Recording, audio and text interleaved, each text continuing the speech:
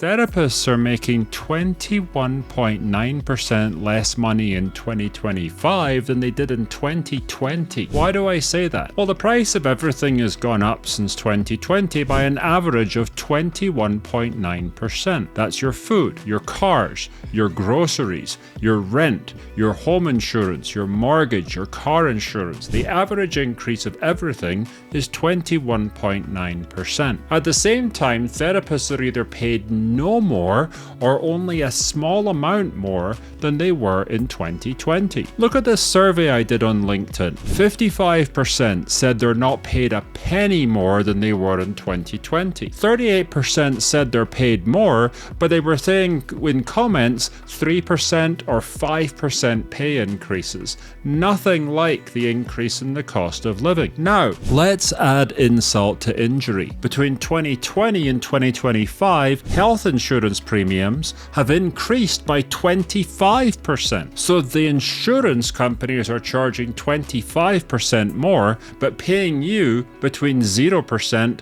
and 5% more. Where did that money go? So what can you do about this? Well, I have 3 shifts that you need to make in your thinking for you to really be able to survive providing therapy in today's environment. The first one is to be accessible and entrepreneurial. For many of you who have become therapists, the principle of accessibility is paramount. You don't want to follow the gurus who are all telling you to tell poor people to get stuffed and lock them out of therapy, because helping everybody is why you got into therapy in the first place. But at the same time, only doing that, who is really getting squeezed in this equation is you. So I want to tell you about a couple of my clients who used a premium service to make them more accessible rather than becoming less accessible. Darcy was an LCSW who knows a thing or two about caregiving because she was the caregiver for her father, her mother, and her husband in their final years. And so she's gone on to help many caregivers in her practice. But she was burning out. So we helped her put together a coaching program for caregivers that provided intensive support and really made the caregiving journey much easier for people. Her coaching program was scheduled to create more time in her days, put more money in her pocket, while offering a more intensive support container to her client. Her program had a pre-recorded curriculum with daily support in an online community and 2 long Zoom calls per week where all her clients could join and be served by her. Then she charged 1 premium rate fee to join. This got her out of trading her time for money and into making a lot more money with much more time flexibility. So when Darcy transformed her schedule from this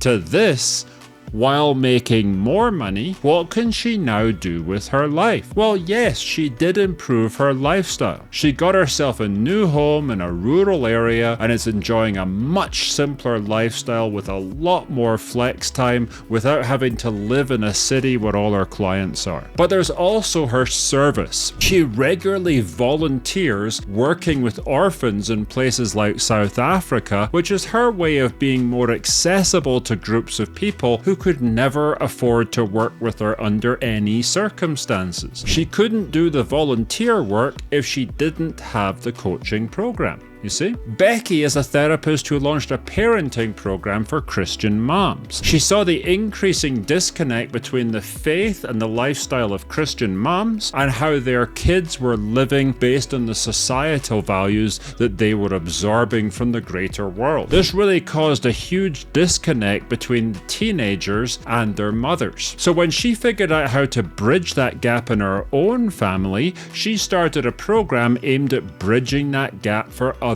Christian moms. The results were excellent. Word started spreading around her local community about the program, and within a few weeks she had 7 moms join at $2,500 each. What she figured out was she could make a full-time income on part-time hours by running a group-based coaching program, and so then she also had all this free time to herself. Now, Becky being who Becky is, she didn't just take that time and back in her schedule and then put the money in her pocket. She asked herself how she could now make the biggest difference that she could with all this extra free time in her schedule. The answer was to donate it for free to trafficked children, and so she began doing equine coaching with children who had been rescued from human trafficking. So while many therapists tear down others who strike out to make more money, saying that they're greedy and they're not in it for the right reasons, what I've found is that really isn't true. Money doesn't change who a therapist is. They're still the world's helpers. It just gives them the flexibility they need to make the choices that are right for them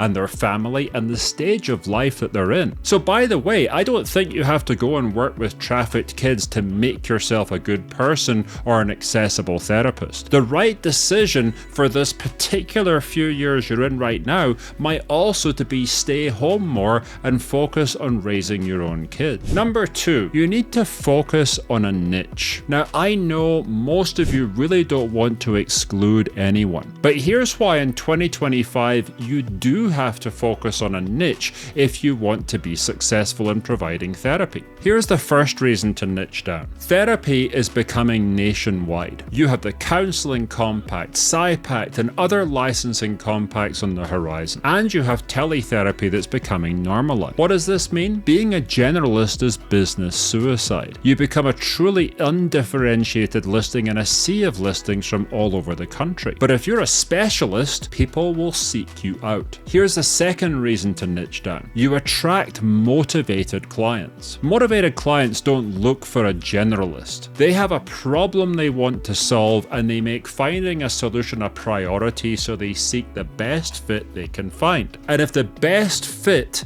is you, and you don't have a profile that reads like a resume and a website that's a catch-all for every issue, you actually have a website and a directory listing that is focused on solving their problem, you're going to attract the most motivated clients you can attract. Here's the third reason to niche down. Your website and your social media will do more good than you can ever imagine. Take my client, Dr. Jenny. She started sharing the most simple, basic parenting tips in quick 1-minute videos on our Instagram because her niche was parenting for challenging teens. No fancy lights, no makeup, no cameras, nothing like that. She just did a couple of parenting tips every few days for a year whenever a conversation with her client inspired her. The result? Over 130,000 social media followers. How many parents and teenagers' lives has she improved with this? So while I know you think being a generalist is the right way to do business, and I know you torture yourself with overthinking about niching down, the simple fact is this: it's a much better way to run your practice, and it creates much better results for you and for the people you are on this planet to help.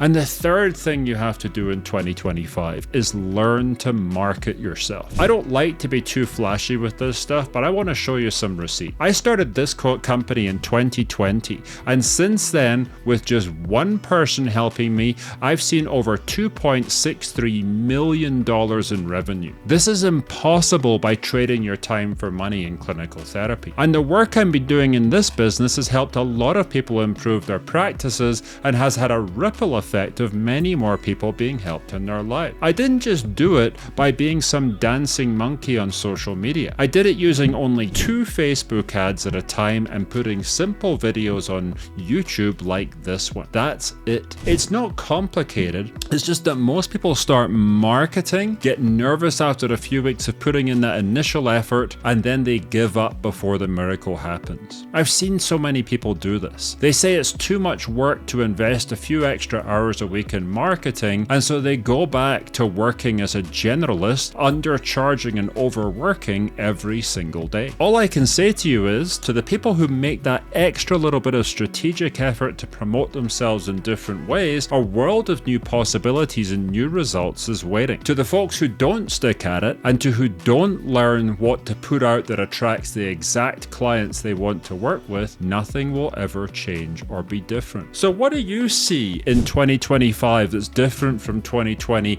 and what have you been doing in your practice in order to improve your circumstances and get yourself to a point where you can provide therapy effectively without it costing you through effective pay decreases from insurance companies? What methods are you employing to get the people that you want to work with? Let me know in the comments and let's get this discussion going.